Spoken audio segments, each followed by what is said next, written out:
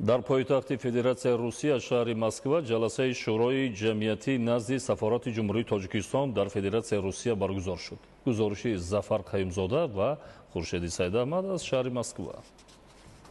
ҳамватанони бурунмарзиямон дар Федератсияи Русия аҳлонаву бо ҳам бо ифтихори баланд аз давлати соҳибистиқлолу муқаддас Тоҷикистон кору фаъолият намуда, бо рафтору ахлоқи намунавӣ, фарҳангу тамаддун ва расму оини миллати озодаи тоҷикро муаррифӣ месозанд.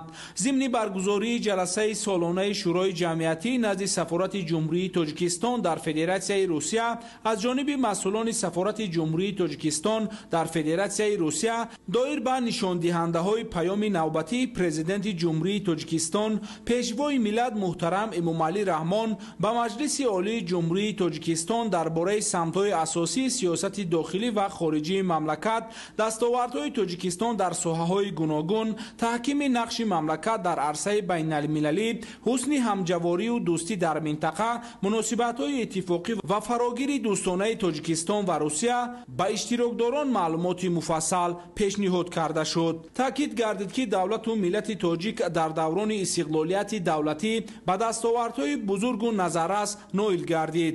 Дастовардҳои беназир бо шарофати корнамоиҳои пайвастаи пешвои миллат, президенти ҷумҳурии Тоҷикистон муҳтарам Эмомалӣ Раҳмон ва талошҳои халқи тоҷик ба даст омадаанд. Дар идомаи чорабинӣ аз ҳамватанони муқими Русия баҳри таҳкими минбаъдаи робитаҳо ва рушди ҳамкориҳои иқтисодию фарҳангӣ, инчунин тарбияи наврасону ҷавонон дар рӯҳияи худшиносӣ ва фарҳангу ахлоқи миллӣ даъват ба амал оварда шуд.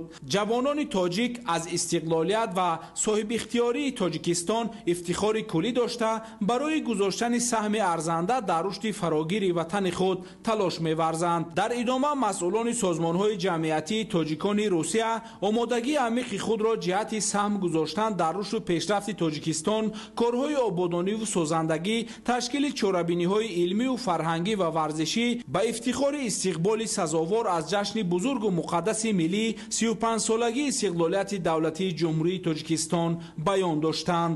Сипас дар рафти ҷаласа ҳисоботу гузоришҳо оид ба корҳои анҷомшуда ва таклифу пешниҳодҳои мушаххас аз ҷониби консулҳои генералӣ ва аъзои шӯрои ҷамъиятӣ барои фаъолияти минбаъда шунида шуд.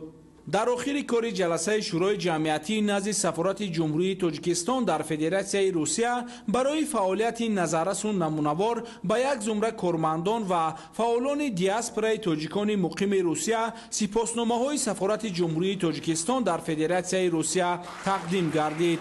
Зафар Қаюмзода, Хуршеди Сайдаҳмад, Ҳабибуллои Хушбахт, Федератсияи Русия барои барномаи иттилоотии ахбор. идомаи барнома